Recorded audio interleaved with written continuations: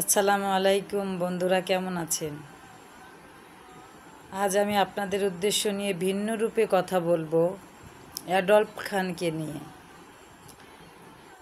আপনারা অনেকেই ইতিমধ্যে জেনেছি, অনেকে টোল করেছেন, দেখতেছি ফেসবুকে, ইউটিউবার, অনেক ভালো ভালো কন্টেন্ট ক্রিয়েটররাও বলে যে অ্যাডলফ খানকে নাকি সুদর্শন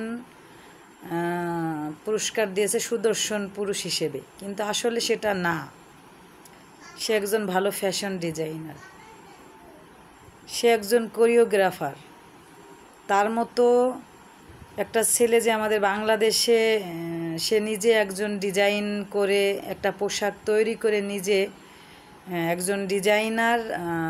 আজ সে হয়তো তার একটা উদ্যোগ আছে, সে সামনে হয়তো কোনো সিনেমাও করতে পারে, কিন্তু সেই সিনেমাতে সে তার নিজের তৈরি পোশাক পরবে। ঠিক প্রত্যেকটা পোশাক ডিজাইন সে নিজে তৈরি করবে, তারপরে সে সেই ছবির চরিত্র করবে, তাও মুক্তিযুদ্ধর পাঠ করবে আর কি, মুক্তিযোদ্ধাদের, মুক্তিবাহিনীর। তেমন কথা হচ্ছে কোনটা, যে আমাদের দেশের নায়ক নায়িকারা যে সিনেমাগুলো করতেছে বাংলাদেশের বাইরে বহির্বিশ্বকে নকল করে, আর সে একজন ডিজাইনার হয়ে আমাদের নিজের হাতে পোশাক তৈরি করে নিজে একজন, এরা একটু এরকমই হয়। আপনারা ভাবতেছেন তাকে ভিন্ন রূপ দিতেছেন, সে অনেকে অনেক কিছু বলেন, আমি আর বলবো না। মানে সে পুরুষ হয়েও তাকে আপনারা মেয়ে হিসেবে গণ্য করতেছেন, কিন্তু আসলে এই ধরনের কাজবাজ যারা করে তারা একটু এরকমই হয়।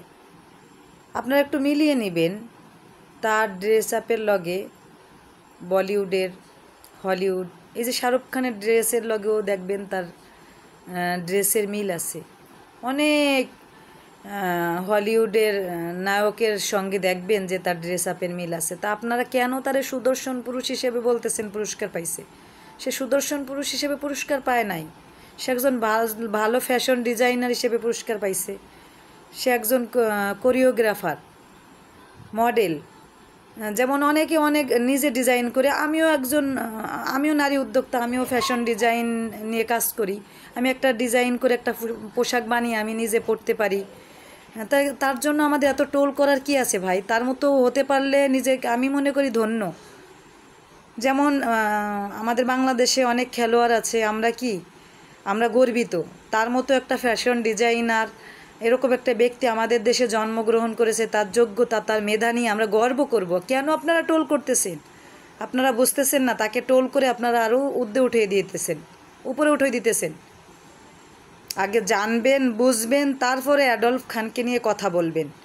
সে সুদর্শন পুরুষের পুরস্কার পায় নাই। আপনারা যা পান, বাংলাদেশের মানুষ যে মানে একটা পাইলেই খালি টোল করা শুরু করবে, ইউটিউবাররা যা পায় তাই নিয়ে।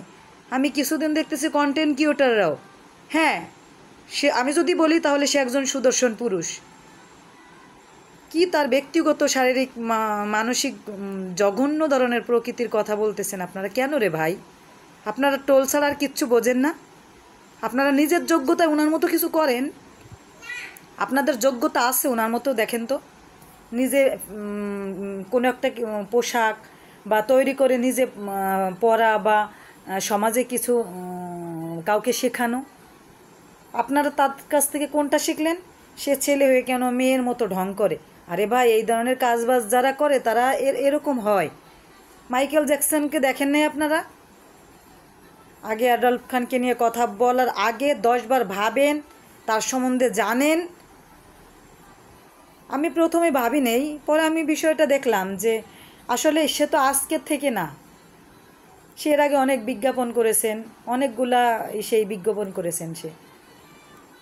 যাই হোক, আমি কাউকে ছোট করেও কথা বলতেছি না, কাউকে জ্ঞান আমি দেব না। আপনাদের অনেক জ্ঞান, আপনাদের এত জ্ঞান আছে বলেই আমাদের দেশের পরিস্থিতি এরকমটি।